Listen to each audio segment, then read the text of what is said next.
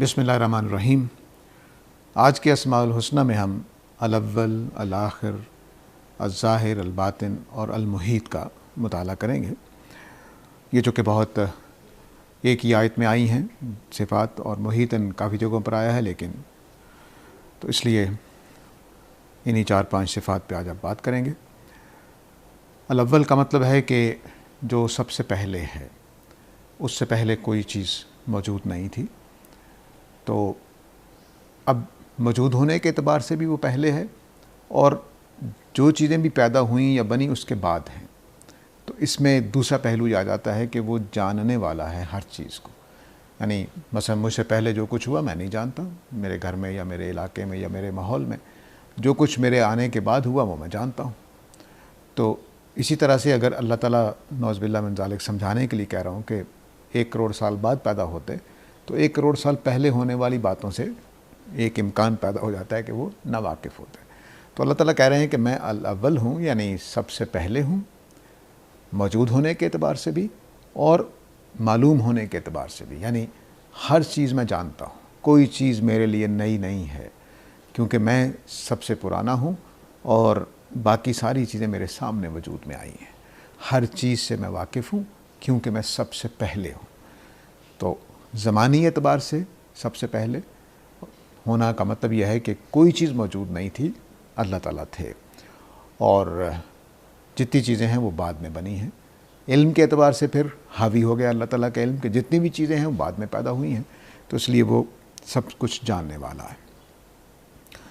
تو جو سب سے پہلے ہوگا وہ سب سے پہلے موجود ہوگا، اس لیے وہ ساری چیزوں کو جانتا ہوگا جو اس کے بعد وجود میں آئی ہیں۔ الآخر کا مطلب ہے کہ آخر کہتے ہیں آخری کو، جس کے بعد کوئی اور چیز نہ ہو۔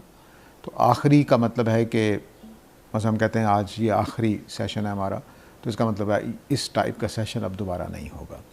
تو الآخر کا مطلب ہے کہ اللہ تعالیٰ وہ ہستی ہیں کہ جب ساری چیزیں ختم ہو جائیں گی تو اللہ تعالیٰ موجود رہیں گے، وہ آخری ہستی ہوں گے، یعنی موجود ہونے کے اعتبار سے آخری چیز وہ موجود ہوں گے۔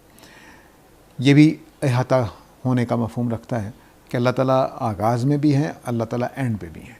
تو جو کچھ ہے وہ خدا کے سامنے ہی ہے، خدا پوری طرح سے اس سے واقف ہیں، اور خدا ہی جب اللہ اول ہیں اور آخر ہیں، تو اس کا مطلب ایک تیسرا بھی نکل رہا ہے۔ ایک تو میں نے موجود ہونے کے اعتبار سے کہا، دوسرا میں نے مطلب بتایا علم ہونے کے اعتبار سے کہ اللہ تعالیٰ ہر چیز کو جانتے ہیں، کوئی چیز اس سے نہ پہلے ہے نہ اس کے بعد رہے گی۔ تو اس کا مطلب ہے کہ جب اس کے بعد بھی کوئی چیز نہیں ہے تو وہ ہر چیز کو جانتا ہے، اور ساری چیزیں اس کے بعد پیدا ہوئی ہیں تو اس لیے وہ بھی سب کچھ جانتا ہے۔ تو اسی موجود ہونے کا مفہوم بھی ہوا کہ سب سے پہلے موجود ہے، ساری چیزیں فنا ہو سکتی ہیں، وہ فنا نہیں ہوگا، وہ موجود رہے گا۔ تو دوسرے معنی یہ تھے۔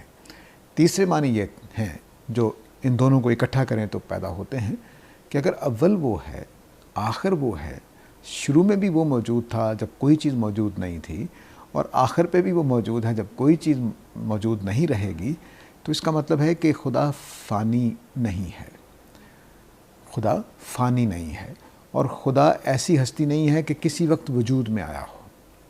یہ دو مطلب خود بخود پیدا ہو جاتے ہیں۔ تو تیسرا مطلب یہ ہو گیا کہ اللہ تعالیٰ غیر فانی ہیں، وہ ازلی ہیں، شروع سے ہیں، اور وہ ہمیشہ رہیں گے، کبھی ختم نہیں ہوگا۔ ایک چوتھے معنی پیدا ہو رہے ہیں کہ اگر وہ ازلی ابدی ہے اور باقی چیزیں فنا ہو رہی ہیں، تو اس کا مطلب ہے کہ ان کا بنانے والا بھی اللہ ہے۔ تو اول اور آخر نے ایک معنی کا ایک سمجھ لیجئے کہ سمندر سا پیدا کر دیا ہے کہ اللہ تعالیٰ ہر چیز سے پہلے ہیں، ہر چیز کے بعد موجود رہیں گے جب سب کچھ فنا ہو جائے گا۔ اس کا مطلب ہے کہ وہ فنا ہونے والے نہیں ہیں، اور جب وہ فنا ہونے والے نہیں ہیں، باقی ساری چیزیں فنا ہونے والی ہیں، تو ان دونوں میں رشتہ کیا ہے؟ تو رشتہ یہ ہے کہ یہ چیزیں بنائی گئی ہیں، خدا تعالیٰ بنانے والے ہیں۔ تو کوئی چیز اس کے سمجھ لیجئے کہ ادراک سے باہر نہیں، اس کے علم سے باہر نہیں، اس کے گرفت سے باہر نہیں، اس کے خلق سے باہر نہیں، سب کچھ اس نے بنایا۔ تو یہ اول اور آخر کے معنی ہیں۔ والظاہر والباطن، یہ دوسرے۔ ظاہر کا مطلب ہوتا ہے جو چیزیں سطح پہ نظر آ رہی ہوتی ہیں۔ بس ہم نے ایک یہ مٹھی ہے تو مٹھی کا یہ سارا حصہ ظاہر ہے، اس کے اندر کیا ہے یہ باطن ہے۔ میں کیا ہوں؟ ظاہر میں آپ میرا جسم، شکل صورت دیکھ رہے ہیں، میرے کپڑے دیکھ رہے ہیں، لیکن اندر میرے دل میں کیا ہے، میرے اس بدن میں کیا ہے، دل کہاں ہے، گردے کہاں ہیں، یہ اس کا باطن ہے۔ پھر ان کے اندر بھی ایک باطن ہوگا، پھر ان کے اندر بھی ایک باطن ہوگا۔ تو اللہ تعالیٰ ہر چیز کا ظاہر اور ہر چیز کا باطن ہے۔ اس کا مطلب یہ نہیں ہے کہ اللہ تعالیٰ اس چیز کو بنانے والے ہیں، نہیں، یعنی اس اللہ تعالیٰ سے یہ چیزیں بنی ہوئی، ایسا نہیں ہے۔ یعنی اللہ تعالیٰ چیزوں کے ظاہر سے بھی واقف ہیں، چیزوں کے باطن سے بھی واقف ہیں، موجود بھی ہیں آگے پیچھے، یعنی یہاں بھی موجود ہیں، یہاں بھی موجود ہیں، ظاہر میں بھی موجود ہیں، باطن میں بھی موجود ہیں۔ تو اس کا مطلب ہے کہ یہ بھی ظاہر اور باطن جو ہے یہ بھی احاطے کا مضمون، یعنی گھیراؤ ہے اللہ تعالیٰ کا، اس کو بیان کر رہے ہیں کہ اللہ تعالیٰ ہر چیز کو شروع سے لے کر اینڈ تک بھی گھیرے ہوئے ہیں، اوپر اور اندر ان کو بھی گھیرے ہوئے ہیں۔ اللہ تعالیٰ کے احاطہ صرف چاروں طرف سے نہیں ہے، اندر اور باہر سے بھی ہے چیزوں کا۔ تو خدا نے ہر چیز کو اپنے گھیرے میں لے رکھا ہے۔ جو کچھ بنایا ہے اللہ تعالیٰ نے، وہ خود اول ہیں، خود آخر ہیں، خود ظاہر ہیں، خود باطن ہیں۔ تو یہ تو ہو گیا کائنات کے حوالے سے، ہمارے حوالے سے ظاہر اور باطن کا مطلب۔ ایک خود خدا کی ذات کے حوالے سے ظاہر و باطن کا مطلب ہے کہ اللہ تعالیٰ کی ذات ظاہر ہے، ہر جگہ نظر آتی ہے، لیکن اس کا نظر آنا دلائل کی بنیاد پر ہے، آیات کی بنیاد پر ہے۔ کہ کوئی حادثہ ہوتا ہے، ہم جان لیتے ہیں کہ یہ خدا کی طرف سے ہوا ہے، کوئی واقعہ ہوا ہے۔ مثلاً سائنسدانوں نے بھی جب ہمارے ولادت کے پروسیس کو دیکھا کہ کس طرح ہم رحم مادر میں بنتے ہیں، تو وہ بھی کہتے ہیں کہ یہ ایک معجزہ ہوتا۔ ٹھیک، تو یہ جو ہم نے اس کو معجزہ کہا ہے، تو اس کا مطلب ہے کہ یہ انہونی سی بات ہے، یہ قدرت کا نظام ایسے کام نہیں کر سکتا، لیکن ہو رہے ہیں۔ تو خدا ہر جگہ ہمیں پیچھے چیزوں کے نظر آ جاتا ہے۔ یہ ہمیشہ یاد رکھیے کہ کائنات کے جو مظاہر ہیں ان کو ہم اپنے فطرت کی روشنی میں دیکھتے ہیں، ان کو پھر معنی پہناتے ہیں۔ تو یہ بھی فطرت کی روشنی ہے کہ میں نے لکڑی کو جلاتے ہوئے دیکھا تو میں نے کہا کہ آگ سے بچ کے رہنا چاہیے، مجھے بھی نہ جلا دے۔ یہ بھی میری فطرت کا فیصلہ ہے کہ آگ کے بارے میں، کہ آگ سے بچ کر رہو۔ یہ بھی میری فطرت کا فیصلہ ہوتا ہے کہ یہ کائنات اللہ نے بنائی ہے۔ دونوں میری فطرت کے فیصلے ہیں۔ تو فطرت کا جو گواہی ہے وہ ہمیں خدا تک لے کر جاتی ہے۔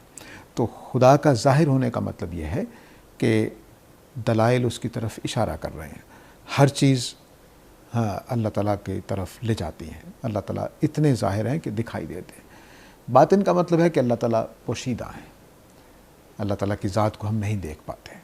ان کے ایک اور مثال سے سمجھیے کہ ہم اللہ تعالیٰ کے آیات یعنی نقش قدم سے اس کو پہچانتے ہیں، لیکن اس کو دیکھ نہیں سکتے۔ تو جو کہ اس کو دیکھ نہیں سکتے تو وہ باطن ہو گیا، اور اس کے آثار سے، اس کے نقوش قدم سے اس کو جانتے ہیں تو وہ ظاہر ہو گیا۔ تو میں ایک مثال دیا کرتا ہوں کہ صحرا میں آپ جا رہے ہوں، ریت بالکل صاف ہو، اچانک آپ کو لگے کہ کسی انسان کے پاؤں کے نشان ہیں، تو ان پاؤں کے نشانوں سے آپ جان جائیں گے کہ یہاں کوئی انسان گزرا ہے۔ تو یہ پاؤں کے نشان سے ظاہر کیا ہوا کہ کوئی انسان گزرا ہے، تو اب وہ انسان جو گزرا ہے وہ ہم پر ظاہر ہو گیا ہے۔ تو اس طرح سے اللہ تعالیٰ ہم پر اپنے دلائل کی وجہ سے، کائنات کے اندر جو خدا کی نشانیاں موجود ہیں اس کی وجہ سے اللہ تعالیٰ ہم پر ظاہر ہیں، وہ پوشیدہ نہیں ہیں۔ چنانچہ جو خدا کا اول اور آخر ہونا، خدا کا باطن اور خدا کا ظاہر ہونا، یہ ذات کے پہلو سے دیکھیں تو اللہ تعالیٰ سب سے پہلے موجود ہیں، غیر وہ ازلی اور ابدی ہیں، غیر فانی ہیں۔ وہ آخر تک موجود رہیں گے، اس سے پہلے ساری چیزیں ختم ہو جائیں گی، وہ ختم نہیں ہوں گے، وہ ابدی ہیں، کبھی ختم نہیں، کبھی ان کا زوال نہیں ہے، کبھی ان کو وفات نہیں ہے، کبھی ان کو خاتمہ نہیں ہوگا۔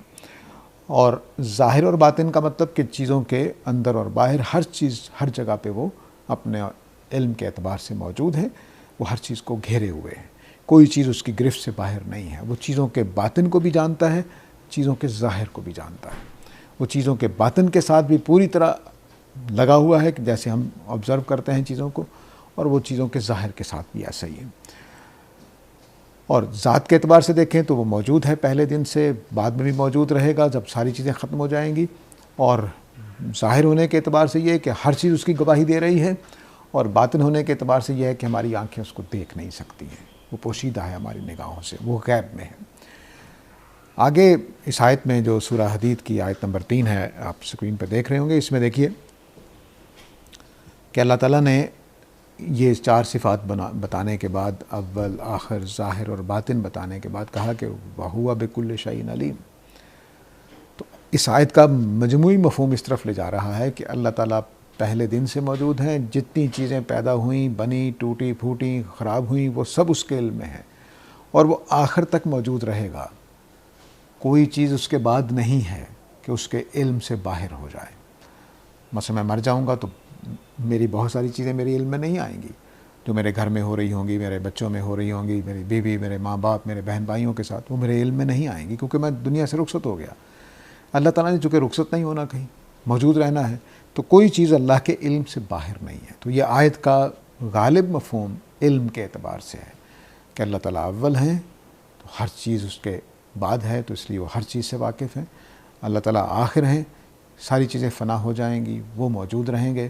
اس کا مطلب ہے کہ کوئی چیز اس کے علم کے احاطے سے باہر نہیں ہے۔ وہ ظاہر ہے، اپیرنٹ چیزوں کو بھی دیکھتا ہے، اور ان کے باطن سے بھی واقف ہے، ان کے اندر کے حالات سے بھی واقف ہے۔ اس لیے اللہ تعالیٰ ہر چیز سے پوری طرح باخبر ہے۔ یہ مضمون اس آیت کے اندر ہے، لیکن ذات کے پہلو سے بھی یہ صفات اللہ تعالیٰ کی مانی جائیں گی کہ اللہ تعالیٰ پہلے دن سے موجود ہیں، کوئی زمانہ ایسا نہیں تھا جب وہ موجود نہیں تھا، اور ساری چیزیں فنا ہو جائیں گی، وہ تب بھی موجود رہیں گے۔ یہ صرف موجود ہونے کے اعتبار سے بات ہو رہی ہے، اور وہ ہر چیز کو گھیرے میں لیے ہوئے ہیں، اپنے ظاہر میں بھی، اپنے باطن میں بھی۔ تو یہ اس کی جو 4 صفات ہیں یہ بہت اہم ہیں۔ ہمارے ہاں اس کے اور بھی معنی نکالے گئے ہیں، لیکن میں قرآن کے زمانے کے پہلو سے بات کو سامنے رکھتے ہوئے اسی بات تک محدود رہوں گا کہ اللہ تعالیٰ ہر چیز کی حقیقت سے، اس کے ظاہر سے، اس کے باطن سے واقف ہیں۔ وہ خود بھی ظاہر ہیں اپنی ذات میں بھی، وہ پہلے ہیں، بعد میں ہیں، یہ سارے مفاہیم میں نے واضح کر دیے۔ تو یہاں آیت میں یہ مضمون علم کے اعتبار سے ہے، ذات کے اعتبار سے اس کا مضمون غالباً موجود نہیں، لیکن بہرحال ذات کی صفات بھی یہ بن جاتی ہیں۔ اس کے بعد محیط کی صفت ہے۔ تو جو میں نے اوپر والی بات کہی، الاول والآخر والظاہر والباطن، تو آپ یہ دیکھیں کہ اللہ تعالیٰ نے چاروں طرف سے، اندر اور باہر سے چیزوں کو گھیرے ہوا ہے۔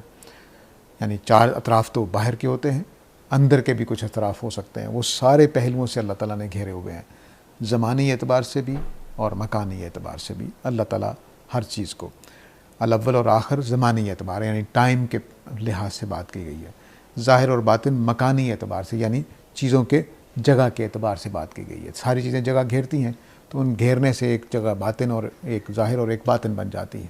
تو مکانی اعتبار سے بھی اللہ تعالیٰ ساری چیزوں کو گھیرے ہوئے ہیں، اور زمانی اعتبار سے بھی اللہ تعالیٰ ساری چیزوں کو گھیرے ہوئے ہیں۔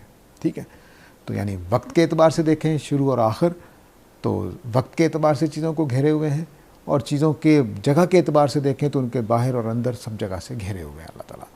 تو اس کو محیط کے لفظ سے بھی اللہ تعالیٰ بیان کرتے ہیں کہ اللہ تعالیٰ ہر چیز کو اپنے گھیرے میں لیے ہوئے ہیں، کوئی چیز اس کی گرفت سے باہر نہیں ہے، کوئی چیز اس کے علم سے باہر نہیں ہے، کوئی اس کے کنٹرول سے باہر نہیں ہے۔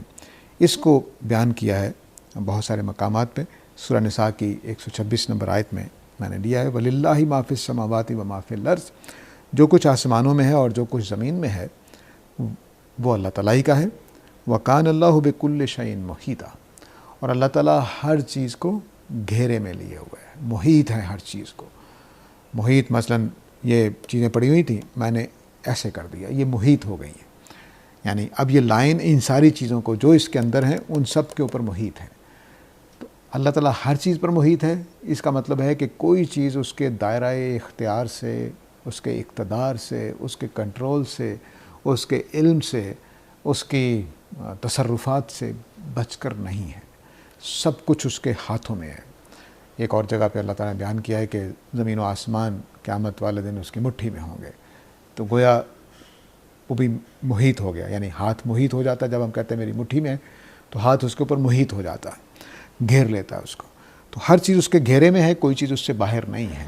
اسی محیط کو اوپر الحدید کی آیت میں جو ہم نے الاول والآخر والظاہر والباطن میں دیکھا، اسی محیط کو بیان کیا ہے۔ تو 2 ڈائمنشن اللہ تعالیٰ نے یہاں بتائی ہیں، ایک زمانی، ایک مکانی۔ یعنی جگہ کے اعتبار سے اور وقت کے اعتبار سے، ان دونوں ڈائمینشنز میں اللہ تعالیٰ چیزوں کو اپنے گھیرے میں لیے ہوئے ہیں۔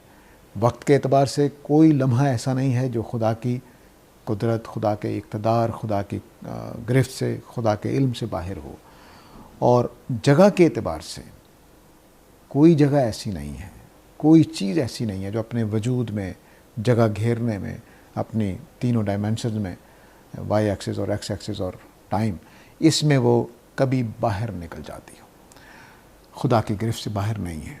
تو کوئی چیز کتنی گہری ہے، کتنی مضبوط ہے، کتنی کمزور ہے، کوئی چیز کیا کر سکتی ہے، اس کا توڑنے کے لیے کیا چیزیں چاہیے، بنانے کے لیے کیا چیزیں چاہیے، سب خدا کی گرفت میں ہے، کوئی چیز خدا کی گرفت سے باہر نہیں ہے۔ تو محیط ہونے کا مطلب یہ ہوا کہ اللہ تعالیٰ وقت کے اعتبار سے اور مکان کے اعتبار سے، جگہ کے اعتبار سے، زمان و مکان کے اعتبار سے ہر چیز اس اللہ کے گھیرے میں ہے، کوئی چیز اللہ کے اقتدار، قوت، اختیار، علم سے باہر نہیں ہے۔ تو یہ 4 صفات تھیں جن کو سمجھنا ضروری ہے خدا کی ذات کے اعتبار سے۔ تو اس موقع پر اتنا ہی کچھ کہنا تھا، اس کے ساتھ اجازت چاہتا ہوں۔ وآخر دعوانا ان الحمد للہ رب العالمین۔